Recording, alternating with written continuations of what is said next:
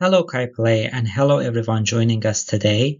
I am Reza Hadi Mogavi, a postdoctoral research fellow at the University of Waterloo's Human Computer Interaction Games Group, or HCIGG in short.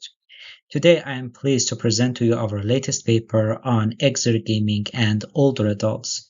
We have titled our paper The Jade Gateway to Exergaming: How Socio-Cultural Factors Shape Exergaming Among East Asian Older Adults. But before I begin, I want to take a moment to recognize the team behind this work. I'm lucky to have worked with an amazing group of people. All right, let's dive in. So, why did we start this research? Well, this paper is part of a bigger project. We are facing a big problem globally, and that is physical inactivity. It's actually the fourth leading cause of death worldwide. Can you believe it causes 3.2 million deaths every year? That is alarming. What really caught our attention is that this problem gets worse as people get older, and older adults are particularly at risk. So we thought we need to find new and engaging methods to keep older adults active. That's where we decided to work on exergaming. Exergames, now what is that? It's simple. Exercise plus video games. You play, you move, and then the game responds. Pretty cool, right? These games use things like wearables and motion sensors to track your movements. They've got great potential, especially for older adults, but here's the catch: getting older people to actually use them. Despite all of the advances in technology, that is still one of the biggest challenges we have. So, we've been looking at what other researchers in HCI have found, especially eminent scholars like Nobles and their team. They've got a point. We need to think bigger than just making technology accessible. Of course, accessibility is super important, but if we really want older adults to get into these games, we got to dig deeper. What does that mean? Well, it's about understanding what makes them tick. What kind of games do they actually enjoy? What gets them motivated to move? It's not just about the games, though. We need to think about their values too. What's important in their day to day lives? How can we make exergames fit into that? And here's the kicker: we can't ignore culture. The way older adults see and use technology, that's hugely influenced by their cultural norms, traditions, and things like that. So, to answer this need, in our study, we spent about 9 months to understand what older adults over 60 in China, Japan, and South Korea think of exergaming. More precisely, we conducted 64 one-on-one interviews. By this approach, it ensured privacy, allowed for in-depth conversations, and respected some of the cultural norms. Each chat gave us unique insights we might have missed in a group setting. It was time intensive, of course, but the rich data we gathered made it all worthwhile. Out of 64 interviewees, 37 were female. The average age was 71, with a range from 61 to 85 years old. This diverse group provided us with a wide spectrum of perspectives. But what did we find? After carefully analyzing our interviews and data, we found five main ways older adults view exergaming. We called these themes positive inquisitiveness, apprehension, energized self efficacy, social bridging orientation, and dismissive indifference.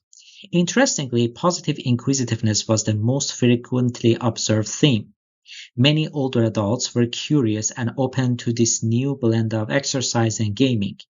But older adults made it very clear in their comments that they are not going to be the passive recipients of technology.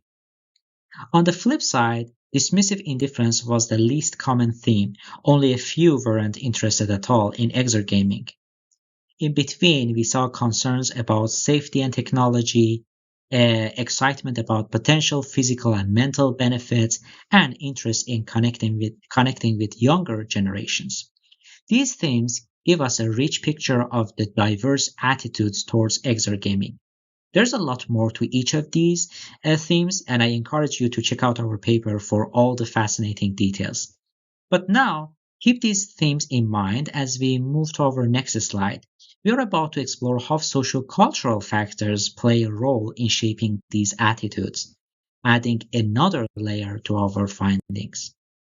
We identified four key social-cultural factors shaping older adults' exergame adoption and retention. First, there's how older adults see aging itself. What they think getting older means and what society expects from them. We noted that the negative perceptions often associated with aging diminish the positive inquisitiveness. Second, we noticed some unique things about East Asian lifestyles. This is a big one. It includes stuff like spiritual practices, traditions, social harmony, and even a bit of skepticism about technology. There's also this cool idea about the wisdom of ancestors and keeping things simple. But spiritual and traditional beliefs contribute to the decrease in positive inquisitiveness. Third, we can't ignore the people around older adults. Family, friends, caregivers, they all play a part in whether someone picks up an exergame or not. Support networks were identified as a positive factor that boosts positive inquisitiveness. Lastly, it's about how they interpret the game itself. Here, the game mechanics are super important. The same game might mean different things in different cultures. Negative interpretations of specific game elements were found to diminish positive inquisitiveness and self efficacy. These factors are not just side notes, they are shaping the whole story of how exergames are received among this unique demographic.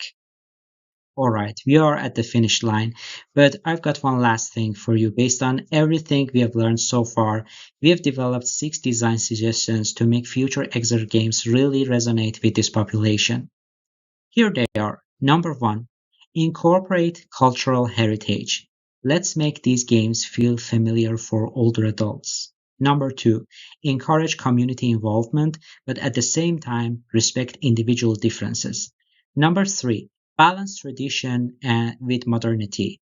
It's about finding that sweet spot for your game. Number 4, design game mechanics that show respect for older adults' experiences. Number 5, keep it simple and harmonious. Clarity is definitely the key. Number 6, include educational elements. It's not just about moving, it's about growing too in these games. In the end, I hope these insights spark new ideas for designing technologies that truly connect with older adults, not only in East Asia, but hopefully worldwide. Thank you for your attention.